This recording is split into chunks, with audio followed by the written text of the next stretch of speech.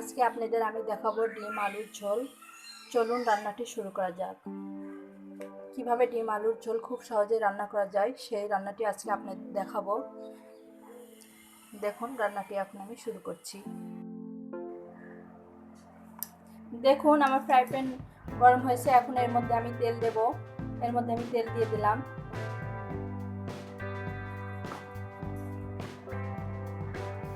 এখন আমি ফ্রাই প্যানের মধ্যে একে একে ডিমগুলো দিয়ে দেবো। আমি ডিমগুলো সিদ্ধ করে রেখেছি এবং কেটে নিয়েছি। আমি এখানে হাঁসের ডিম ব্যবহার করছি, আপনারা চাইলে যে কোনো ডিম ব্যবহার করতে পারেন। দেখুন আমি হাঁসের ডিমগুলো কেটে নিয়েছি, এখন এগুলো সুন্দর করে ভেজে নেব।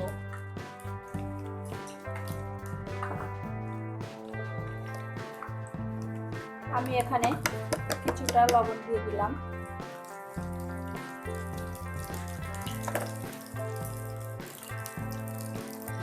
দিয়ে দেব হাফ চামচ হলুদ।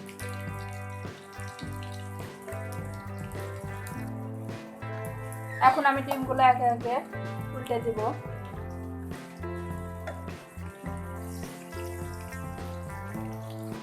আমার ডিম ভাজা হয়ে গেছে, এখন আমি ডিমগুলো উঠিয়ে নেব।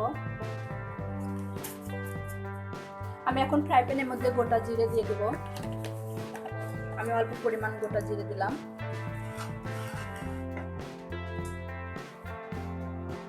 এবং আমি দেখুন আলুগুলো সিদ্ধ করে কেটে রেখেছি। আমি এখানে মাঝারি আকৃতির আলু নিয়েছি, সেই আলুগুলো দিয়ে দিলাম।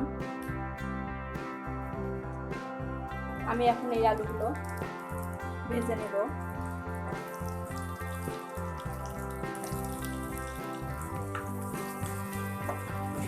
আমি এখানে সামান্য পরিমাণ লবণ এবং হলুদ দেব। 1 চামচ লবণ দিলাম এবং 1 চামচ হলুদ দিলাম। দিয়ে এখন সুন্দর করে ভেজে নেব। আমি এখানে অবশিষ্ট তেলের মধ্যে আলুগুলো দিয়ে দিয়েছি, তো আপনারা চাইলে অন্য একটি কড়াইতেও ভাজতে পারেন। আমি এভাবে আলুগুলো 5 মিনিট ভেজে নেব। দেখুন আলুগুলো কত সুন্দর একটা কালার এসেছে।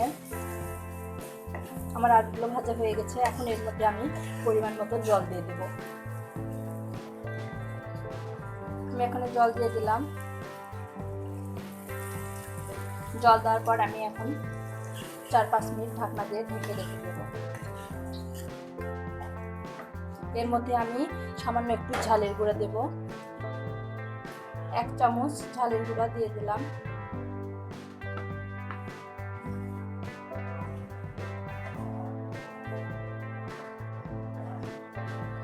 এখন আমি 4-5 মিনিট মতো ঢাকনা দিয়ে ঢেকে রেখে দেব।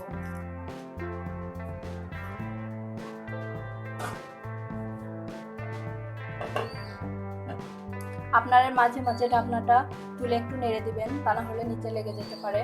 তো এখন আমি 5 মিনিট ঢেকে রেখে দেব।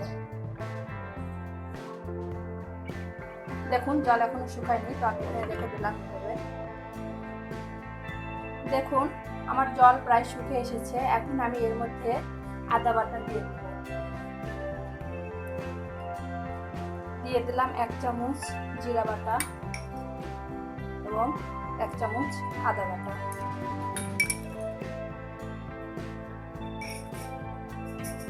দিয়ে আমি সুন্দর করে এভাবে নেড়ে চেড়ে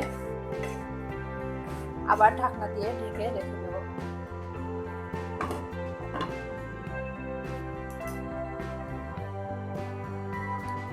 আমি এখন ঢাকনাটা তুলে দিব। দেখুন জল শুকিয়ে গেছে।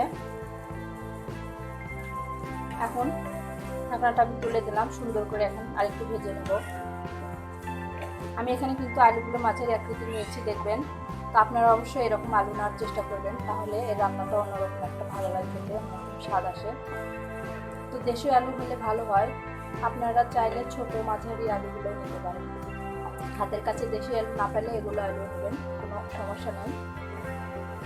তো দেখুন জলটা শুকিয়ে এসেছে, আমি এর মধ্যে এখন পেঁয়াজ কুচি দেব।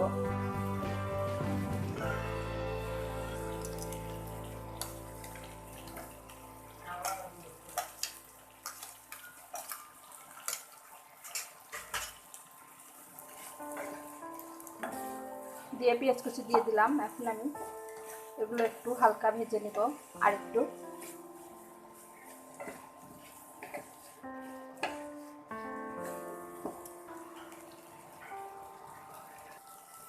আমি এখন এর মধ্যে আর কিছুটা তেল দিয়ে দেব, যাতে পেঁয়াজগুলো সুন্দরভাবে ভাজা হয়। দেখুন আমি এভাবে সামান্য একটু পেঁয়াজগুলো যাতে ভেজে হয় সে পরিমাণে ভেজে নেব।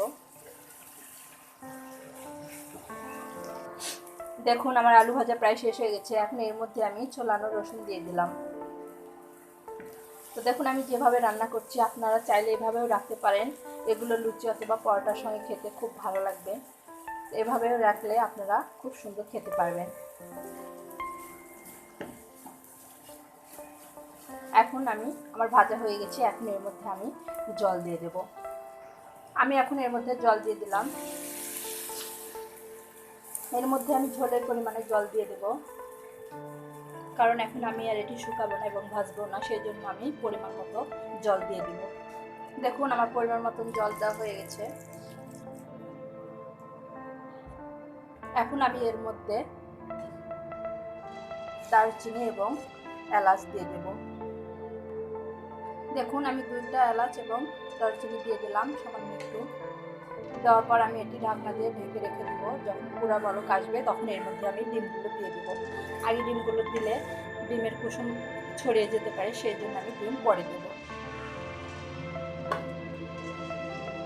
আমি এখন 5 মিনিটের জন্য ঢাকনা দিয়ে ঢেকে রেখে দিলাম। দেখুন 5 মিনিট হয়ে গেছে এবং আমার রান্নার বলক এসে গেছে। এখন আমি এর মধ্যে একে একে ভাজা ডিমগুলো দিয়ে দেব।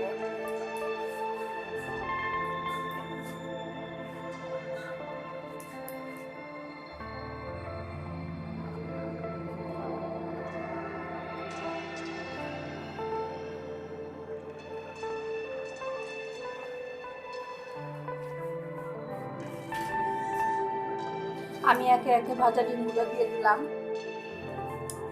দেখুন আমার রান্না প্রায় শেষ হয়ে গেছে। আমি এখন চুলাটা অফ করে দেব। দেখুন খুব সামান্য একটু উপকরণ দিয়ে কত সুন্দর একটু রান্না হয়ে গেল। আপনারা অবশ্যই বাসায় ট্রাই করবেন।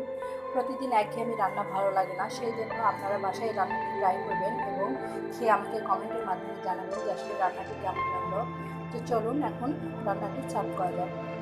আমি এখন একটি পাত্রে এই রান্নাটি তুলে নেব।